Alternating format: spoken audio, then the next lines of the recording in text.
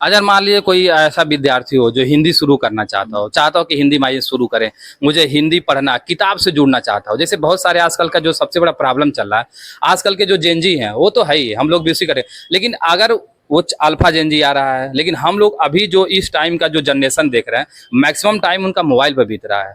अगर ऐसे बच्चे चाहते हो कि मुझे हिंदी से रुचि रखना है, मुझे बुक पढ़ना है, तो वो कौन सी बुक से शुरू करें जिनसे उनकी रुचि बढ़े कि हमें किताब पढ़ने हैं। देखिए, उनको सबसे पहले तो जो छोटी-छोटी कक्षाएँ हैं, कक्षा 5 हो गया, 6, 7, 8 उसमें हिंदी की छोटी-छोटी कहानियाँ होती हैं, वो ज़्यादा नहीं 2-3 पेजेज़ की होती हैं।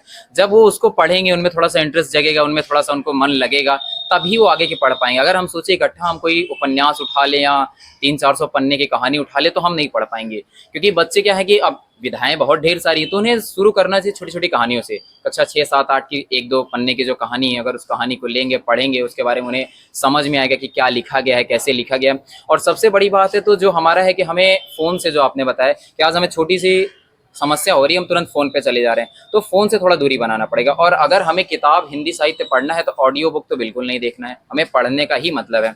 अगर आपको नहीं समझ में आ रहा है, तो आप अखबार है, प्रति शनिवार और रविवार को एक छोटी-छोटी कहानियाँ आती हैं। हर सैटरडे आपको एक कहानी मिलेगी, वो लगभग आधे पेज में होती है, तो उससे आप शुरू कर सकते हैं। जब आप पहले छोटे कदम बढ़ाएँगे, सीढ़ी चढ़ने के लिए हम इकट्ठा पैर नहीं बढ़ाते ना, हमें एक-एक कदम रखना पड़ता है। और जब छोटे कदम बढ़ाएँगे, तब आपकी धीरे-धीरे पहले रुचि बनेगी, कुछ आपके कठिन शब्द आएँगे, उन शब्दों को आप चाहे अपने अध्यापक से पूछिए, नहीं तो फिर आपके पास फ़ोन है, फ़ोन कीजिए, गूगल कीजिए, तब आप धीरे-धीरे जब आप रुचि बढ़ेगी, तभी आप आगे जा सकते हैं, इकट्ठा नहीं जाना है।